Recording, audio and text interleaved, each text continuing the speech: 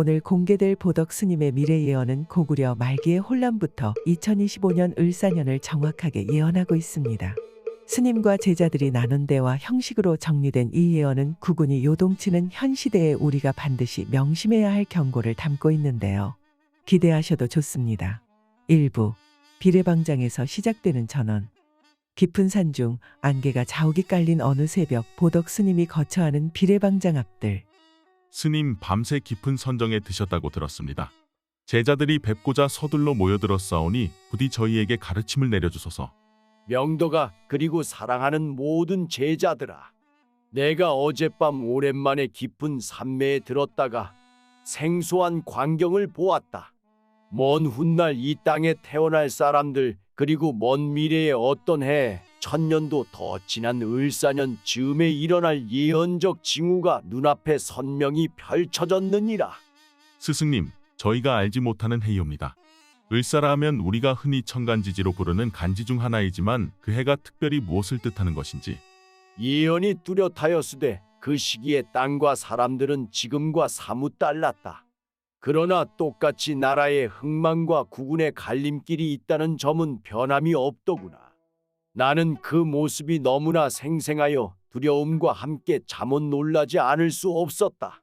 그렇게 보덕 스님은 밤새 선정 중의 본 장면을 제자들에게 전하기 시작했다.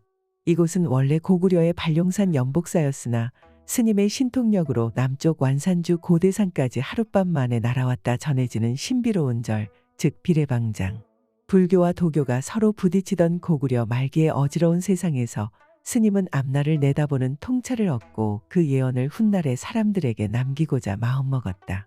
어찌하여 천년도 뒤의 을사년을 언급하시는지. 라는 제자들의 물음에 스님은 다음과 같이 답했다. 사람들의 달력으로는 아마도 무수한 세월이 지난 뒤 어떤 이는 그 해가 미래라 부르는 시점이 될 것이다. 나는 오직 간지의 흐름과 선정 중에 들려온 음성에 귀 기울였을 뿐이니 그들이 을사년이라 부르더구나. 그러면 그 시기에 어떤 일이 벌어진다는 것이온지요? 예언에 따르면 나라의 기운이 아주 미묘하게 요동치는 때가 되리라. 사람들은 빠른 말이나 글로 세상을 가득 채우고 소문과 풍문이 하나의 물결처럼 번져가는데 참과 거짓이 뒤섞여 누구도 쉽사리 분별하기 어렵다 하더라. 마치 우리의 도교와 불교가 대립하며 어지러웠던 시절처럼 말이다. 그렇듯 서두에서부터 스님은 과거와 미래를 연결해가며 세상의 흥망이 반복되는 이치를 강조했다. 특히 구군이란 나라의 운세가 과거에도 그랬듯 수많은 갈림길을 거치게 되며 잘못된 선택을 하면 큰 혼란이 도래할 것이라는 점을 지적하였다. 2부 예언의 기이한 징후들. 제자들이 소문을 듣고 더 모여들자 보덕 스님은 한층 더 자세한 이야기를 꺼냈다. 사찰 너머 하늘빛은 희미하게 새벽을 밝히고 건물 기둥 사이로 불어오는 바람이 기이하게 떨리듯 울렸다. 그때 보덕 스님의 목소리가 다시 조용히 울려 퍼졌다. 내가 본 예언에는 4가지 중대한 경고가 들어 있었다. 진사년, 즉 갑진년과 을사년에는 모든 일을 조심해야 한다고 하더구나. 온갖 술수가 난무하니 누구를 믿고 따를 것인지 분별하라 하였다. 소문이 난무할 때일수록 자신의 소신을 지켜야 한다고 일렀다. 나라의 큰 정책이나 지도자를 바꾸게 될 시점에 국운이 뒤집힐 수 있으므로 심사숙고하라 하더구나. 이 예언을 들은 제자들은 술렁이기 시작했다. 지금 우리가 사는 시대 당시 고구려가 도교와 불교의 충돌로 혼란스러웠으니 나라의 중심이 바뀌면 어김없이 그 말로가 닥친다는 진리는 이미 체감하고 있는 바였다. 스승님, 갑진년 그리고 을사년 같은 간지는 우리도 잘 알고 있습니다만 구체적으로 어떤 시기를 가리키는지는 제각각 달라지는 게 아닙니까? 옳다. 세월이 지나면 다시 그 해가 돌아온다.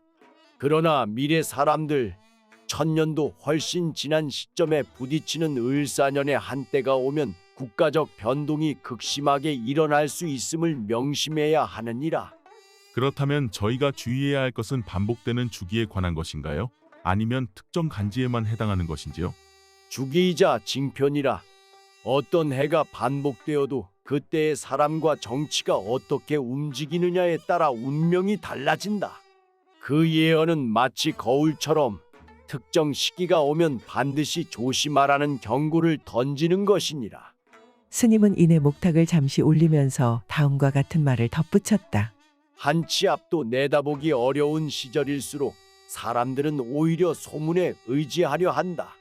그러나 많은 소문이 교묘하게 날조되거나 혹은 진실과 거짓이 섞여 있기에 불법의 안목으로 사물을 꿰뚫어야만 어지러운 파도를 넘길 수 있다. 제자들은 스님의 말뜻을 헤아리며 숙연해졌다. 스님이 천년도 지난 을사년이라 부르며 묘사하는 시대에는 온갖 기계와 새로운 문물이 번성해 있음을 암시했는데 그 세계는 우리가 상상도 못할 정도로 빠르게 정보를 전달한다는 것이다. 그러니 그 예언의 시점의 소문이란 아마도 한순간에 수많은 이들에게 퍼지고 진실과 거짓이 혼재되어 큰 혼란을 일으킬 테니 인간의 마음 공부가 더욱 절실해지리라는 뜻이었다. 3부 스님의 깊은 경고. 또한 내가 보았노라. 그 미래 세상에는 오랜 전통과 가르침을 가벼이 여기고 눈앞의 이익과 기만으로 사람들을 현혹하는 자들이 많았느니라. 스승님이 경계하시는 술수가 바로 그것입니까? 그렇다. 예언에 따르면 나라 안팎으로 권세를 잡으려는 무리들이 암약하며 여러 목소리를 조작하거나 때론 종교마저도 이용하여 자신들의 이익을 취하려 든다 하더구나. 그런 와중에 백성들은 누구를 믿고 따를지 몰라 방황한다. 참으로 우려스러운 일이옵니다. 현재에도 도교를 지나치게 신봉하던 자들이 대거 권력을 잡았으니 불교가 위축되고 국력이 약화되었지 않나이까. 결국 국운도 기울어 백제나 신라까지 무너지는 사태에 이르렀습니다. 그래서 예언의 두 번째 경고가 온갖 술수가 난무하니 누구를 믿고 따를 것인지를 분별하라는 것이었던 게다. 이런 시기일수록 소신을 굳게 지키고 의혹을 키우기보다는 진실에 가까이 가려는 노력이 필요하다. 이윽고 스님은 세 번째 경고, 즉 소문에 휩쓸리지 말고 소신을 지켜야 한다는 부분으로 화제를 옮겼다. 사람 마음이 흔들릴 때 가장 취약한 것이 주위에 떠도는 헛된 말에 쉽게 휘말리는 일이니라. 그것이 예언에서 말한 바와 꼭 맞닿아 있더구나. 을사년에 이르러 무수한 말들이 순식간에 오갈 것이니 그 누구라도 마음의 중심을 잡지 못하면 크게 휩쓸릴 것이다. 이렇듯 스님의 경고는 하나같이 사람 마음의 동요와 정치 권력의 변화가 맞물리는 시점에서 국가적인 위기가 찾아온다는 내용을 담고 있었다. 나라가 망하기 직전 소문이라는 소문은 더욱 기승을 부렸고 내부의 분열은 극에 달했던 것이다. 4부 지도자가 바뀌면 국운도 뒤집힌다. 스승님, 네 번째 경고는 나라의 큰 정책이나 지도자를 바꾸게 되면 국운이 뒤집힌다고 하셨습니다. 저희는 이미 연개 소문이 권력을 잡으며 벌어졌던 파란을 기억합니다만 미래에도 그러한가요? 그래, 이는 어떤 시대이든 불변의 이치이니라. 지도자가 단순히 옷을 갈아입듯 바뀌는 문제만이 아니라 국가가 가던 큰 흐름을 한순간에 바꾸고자 할 때 거센 반작용이 생겨 국운이 흔들리는 법. 사람이 바뀌어도 근본 도리와 민심을 존중하면 큰 혼란은 덜하지만 권모술수를 써서 억지로 방향을 틀면 파국으로 치닫기 쉽다. 그러고 보니 스승님께서 백제로 와서 열반종을 전하신 것은 고구려에서 도교를 과하게 숭상하기 시작해 불교가 탄압당한 까닭 아니었습니까? 그렇다. 연개 소문의 도교 장려 정책이 그 자체로 나쁜 것은 아니었을지 몰라도 불법을 누르고 억압한 것이 문제였다. 결국 내 예언에는 이런 교훈이 녹아 있느니라. 만약 미래 세상에서 한쪽을 과하게 치우쳐 다른 길을 배척하거나 민심을 거스르는 결정을 지도자가 내리면 그 나라의 운명은 기울어지고야 만다.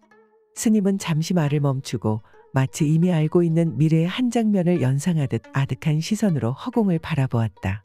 그 모습에 제자들은 잠시간 말을 잇지 못했다. 얼마 뒤 스님이 다시 입을 열었다. 예언 속에서 본 을사년의 세계가 현재 너희가 보는 이 산하와 전혀 다른 모습일지라도 인간의 본성은 크게 달라지지 않는다. 과거 우리 시대에도 지도자가 바뀌면 무조건 새롭게 변하는 줄 알지만 사실 사람들의 마음 공부가 따라가지 못하면 똑같은 과오를 반복하게 된다. 스승님 말씀을 따르자면 국가가 위태로워지고 국운이 흔들릴 때일수록 백성 각자의 마음 공부가 중요하다는 뜻이오니 저희도 더욱 부지런히 정진해야겠습니다. 5부 을사년 그리고 새로운 문명의 그림자. 스님은 제자들이 어느 정도 예언의 골자를 이해했다고 판단하자 이제 본격적으로 그 미래를 언급하며 그 시절의 문명이 어떠한지 묘사하기 시작했다. 이는 완전히 가상의 그림이었지만 스님의 신통력으로 본 미래상이라 전해지는 이야기이기도 했다. 보아라. 내가 본 미래의 도성은 높다란 건물이 촘촘히 늘어서고 수많은 탈 것이 길을 가득 메웠으며 사람들은 멀리 떨어져 있어도 순식간에 소식을 주고받는다. 그러나 그 편리한 만큼이나 마음은 더 바삐 흔들린다.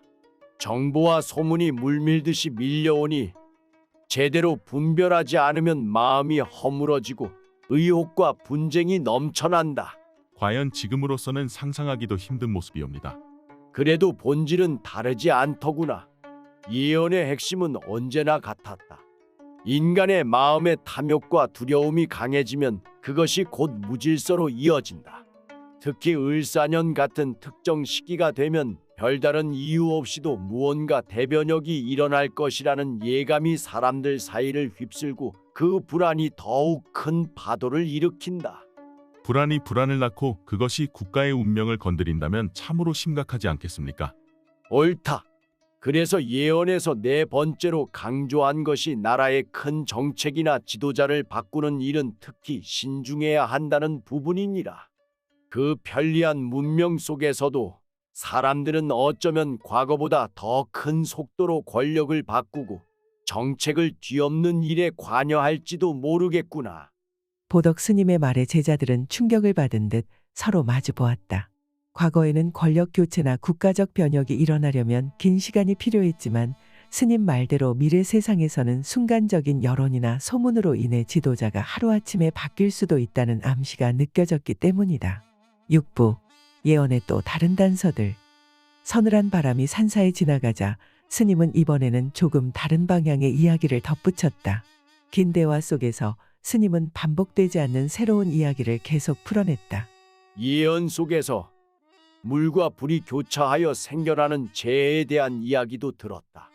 이는 특정 연도에 꼭 일어난다는 보장은 없지만 을사년 같은 때의 기후나 자연의 변동이 심해져 홍수나 가뭄 혹은 화재, 지진 같은 재해가 잇따를 수 있다고 하더구나. 자연재해까지 겹친다면 국가가 단단히 대비하지 않으면 걷잡을 수 없는 혼란이 오겠습니다. 그렇다.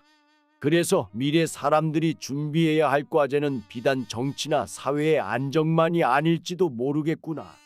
민생의 안전을 도모하고 취약한 이를 돌보고 서로 돕는 마음이 살아있어야 큰 재앙을 이겨낼 수 있을 터.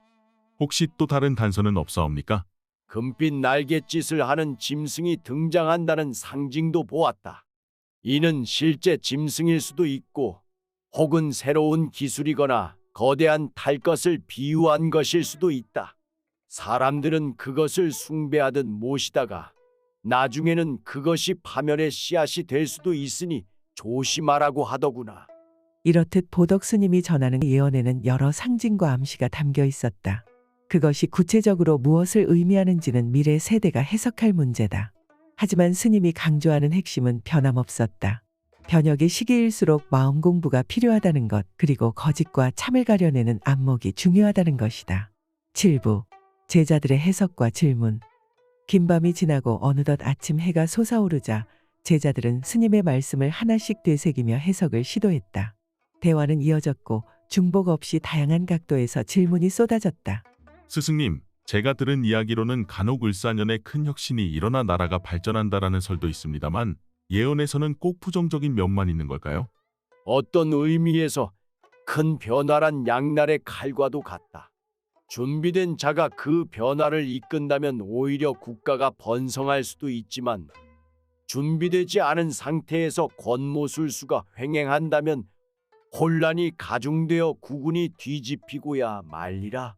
그렇다면 결국 모든 것은 그 사회 구성원의 덕과 지혜에 달려 있다고 볼 수 있겠군요. 옳다.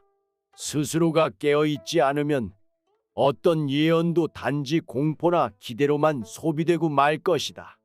예언이란 경고하고 미리 대비하라는 의미지 결코 운명론에 빠지라는 뜻은 아니니라. 이 시점에서 제자들은 어떻게 대비해야 하는지 구체적인 방법을 물었다.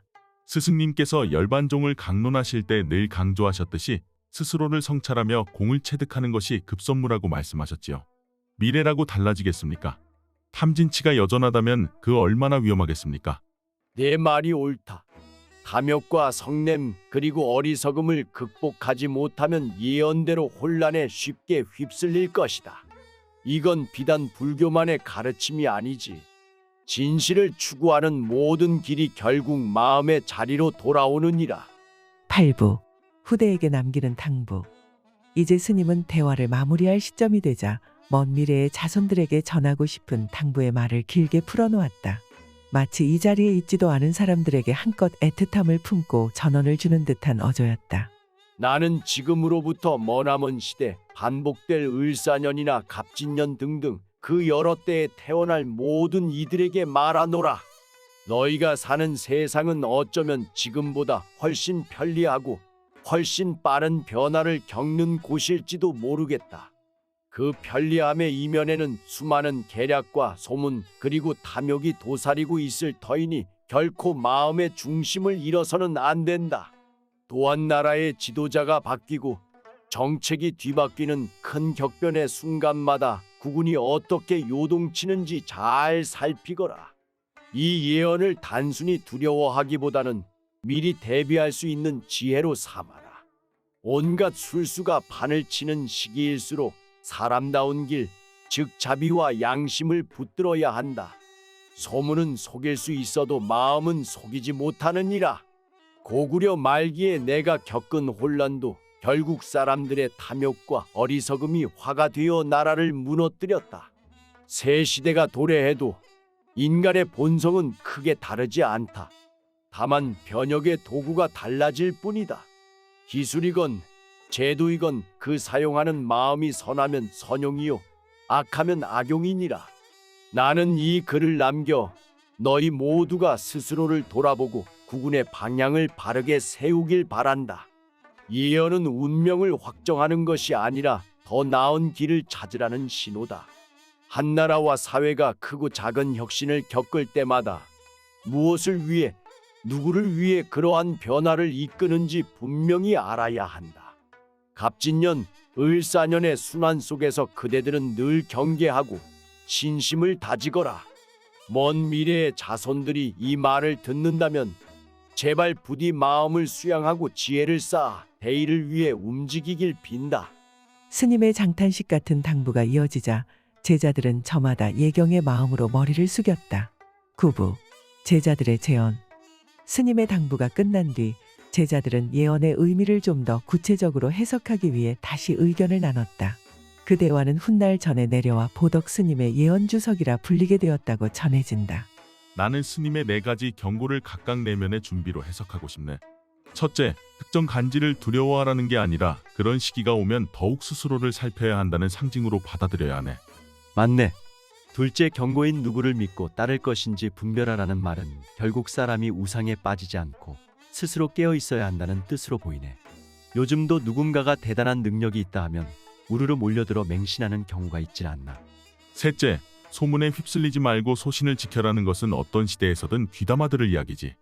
요즘도 사소한 풍문이 큰 문제로 번지지 않나. 하물며 미래에는 그 전파 속도가 훨씬 빠르다니 사람들의 혼란이 더 심할 것이네. 넷째, 지도자와 정책을 함부로 뒤집지 말라는 경고는 반드시 혁명을 반대하라는 말이 아니라고 생각하네. 다만 혁신을 추진하되 그 속에 민심과 도리를 담으라는 뜻일게야. 옳지. 갑작스럽고 무분별한 권력 교체는 더 큰 혼란만 야기할 뿐이라는 거야. 내가 생각하건대 스님이 강조하신 이 예언은 그 자체로 완결된 예지라기보다는 후대의 사람들이 숙고해야 할 거울 같은 것이지 않겠나. 제자들은 이렇게 각자의 의견을 나누며 미래 세대가 이 예언을 단순한 불길함으로 해석하지 않도록 주의할 것을 당부했다. 예언은 본디 경계와 대비를 위한 것이며 운명을 좌절시키거나 고정시키는 주술적 예고가 아니라는 점을 재차 강조했다. 10부 최후의 당부와 2025년 을사년에 대한 언급. 긴 대화가 거의 끝나갈 무렵 스님은 마지막으로 목탁을 올리고 작은 종을 3번 가볍게 치며 제자들을 둘러보았다. 이는 곧 대화를 마감한다는 암시이기도 했으나 동시에 스님의 결연한 의지를 표현하는 의식이기도 했다. 그리하여 먼 훗날 또 다른 을사년이 되었을 때 이 예언을 전해 듣는 자손들이라면 반드시 명심하라. 첫째, 그대들이 접하는 숱한 말과 소문, 정보의 홍수 속에서 무엇이 옳은가를 끊임없이 묻고 답을 찾으려 애써라. 둘째, 혹여 나라의 지도자가 바뀌고 큰 정책이 뒤집히려 할 때 단순히 그 변화만 바라보지 말고 왜 바꾸는지, 누구를 위한 것인지, 과정은 정당한지 살펴야 한다. 작은 이익이나 복수심에 사로잡혀 섣불리 환호하기보다는 뒤따를 파장을 널리 헤아리는 지혜가 필요하다. 셋째, 국운이란 타고나는 것이 아니라 구성원의 마음가짐에 따라 달라지는 흐름이다. 내가 고구려 말기에 겪은 혼돈도 결국 사람들의 이기심에서 비롯되었음을 잊지 말아야 한다. 넷째, 갑진년, 을사년이라는 간지는 상징이니 오직 그 해만 불길하다고 두려워할 필요는 없다. 다만 마음의 다짐을 새롭게 하기에 좋은 경종의 시간이 될 수 있다고 여기면 족하다. 이렇듯 내가 남기는 예언의 말씀이 결코 허탄한 경고로만 그치지 않기를 바라며, 언젠가 이 글귀를 대하는 이가 있다면 부디 바른 길을 선택하길 바란다. 내 발언은 오직 한 가지. 미래에도 불법이 번성하여 사람들이 지혜와 자비를 잃지 않길 소망할 뿐이다. 이 마지막 당부의 말이 끝나자 제자들은 일제히 공손히 엎드려 예경을 드렸다. 비례방장 앞들은 어느덧 아침 햇살이 환히 퍼져 안개는 사라지고 맑은 공기만 감돌았다. 그렇게 스님의 예언은 수많은 인연을 통해 후대에 전해졌고, 이 문서를 보는 지금의 독자들도 그 예언 속 경고와 깨달음에 대해 각자 나름의 해석을 시도할 수 있게 되었다. 역사는 반복된다. 보덕 스님의 실제 역사적 행보인 고구려 말기부터 백제는 사상적 충돌과 권력 다툼이 국가의 명운을 좌우함을 보여준다. 이 예언은 과거와 미래를 연결해 사람이 탐욕과 어리석음을 버리지 못하면 같은 패턴이 반복된다는 점을 강조한다. 갑진년, 을사년 등 특정 간지를 찍어 말하는 것은 과거부터 전해 내려온 전통적 상징을 활용해 시기적 경계를 알리는 기법으로 볼 수 있다. 실제로 을사라는 간지는 한국 역사에서 1905년 을사조약 같은 사례로 큰 변화를 상징하기도 했다. 여기서 우리는 2025년 을사년이라는 시점에 비추어 보면 더욱 그 의미가 명확해진다. 보덕 스님은 예언을 경고이자 대비책으로 제시하지 절대적인 운명으로 규정하지 않는다. 이는 불교적 관점인 인과론, 영기설에 부합한다. 곧 미래에 일어날 일은 현재의 마음과 행동에 따라 달라진다는 것이다. 미래에는 정보가 빠르게 유통되고 권모술수가 더 교묘하게 퍼진다는 경고가 나온다. 이는 현대를 사는 독자들에게도 시사하는 바가 크다. 온갖 다툼이 벌어지는 현대 사회를 떠올리면 이 예언은 단순히 먼 과거 스님이 한 말이 아니라 우리 일상과도 맞닿아 있다. 지도자가 바뀌거나 정책이 급변할 때마다 민심을 살피지 않으면 대혼란이 일어난다. 이것이 국가의 흥망을 좌우하는 중요한 요인이라는 점은 역사에서 수도 없이 반복되어 왔다. 미래라고 다르지 않을 것이며 그만큼 신중함과 민본의 정신이 요구된다. 이상으로 보덕 스님이 미래의 자손들에게 남긴 예언을 토대로 작성된 장문의 이야기를 살펴보았다. 여기에는 2025년 을사년을 살아가는 후대인 우리에게 전하는 놀라운 교훈들이 들어있다. 스님의 목소리를 빌려 전하는 교훈은 옛날 이야기에 그치는 것이 아니라 이 시대를 사는 우리가 경청해 볼 만한 메시지이기도 하다. 탐욕과 허망한 소문에 휩쓸리지 말 것. 지도자 교체 혹은 큰 정책 변경 시에 민심을 살필 것. 시대가 아무리 바뀌어도 인간의 본성은 크게 달라지지 않으니 끊임없이 자기 마음을 닦을 것. 예언은 두려워하기 위해서가 아니라 더 나은 미래를 열기 위한 거울로 삼을 것. 이러한 가르침은 지금도 유효하다. 그리고 어쩌면 먼 훗날 사람들도 이 예언을 되새기며 삶의 지혜로 삼을지도 모른다. 설령 이 모든 이야기가 전설로 치부되더라도 그 속에 담긴 깨달음은 시간이 흐르면서 더욱 빛을 발할 수 있을 것이다. 옛 성현의 말씀이 그러하듯 경계를 귀하게 여기되 두려움에 빠지지 말라. 진실을 구하되 자만이나 편견에 물들지 말라. 그리할 때 구구는 스스로 번창하고 사람의 도는 꽃 피우리라. 여러분, 고구려 말기의 혼란이나 백제로의 기일을 넘어 2025년 을사년이라는 미래까지 내다보게 하는 이 전언은 우리에게 역사는 반복될 수 있다는 진리를 일깨우고 있습니다. 구군이란 거창해 보이지만 결국은 사람들의 선택과 마음에서 비롯된다는 사실을 이 예언은 끊임없이 암시합니다. 지도자가 바뀌고 정책이 전환되며 소문이 흩날릴 때 진정 우리가 신뢰해야 하는 것은 외부가 아닌 스스로의 내면일 것입니다. 보덕 스님이 강조한 4가지 경고는 무심히 지나칠 수 없는 경종입니다. 특정 연도와 간지에 얽힌 교훈, 술수에 흔들리지 말라는 충고, 헛된 풍문에 휘말리지 말고 소신을 지키라는 가르침, 그리고 나라의 운명을 좌우할 정도로 큰 결정을 내릴 때에는 천천히 민심을 살피라는 조언. 이 메시지들이 시공간을 넘어 울림을 줍니다. 불교적 시각에서 보면 이는 연기의 이치와 맞닿아 있습니다. 원인 없는 결과가 없으며 현재의 행위가 미래의 열매를 가늠한다는 사실을 되새길 수밖에 없습니다. 예언을 맹목적 공포로 받아들이기보다는 이 시대를 살아가는 우리가 무엇을 준비하고 어떻게 마음을 다듬을지를 고민하는 기회로 삼아야 합니다.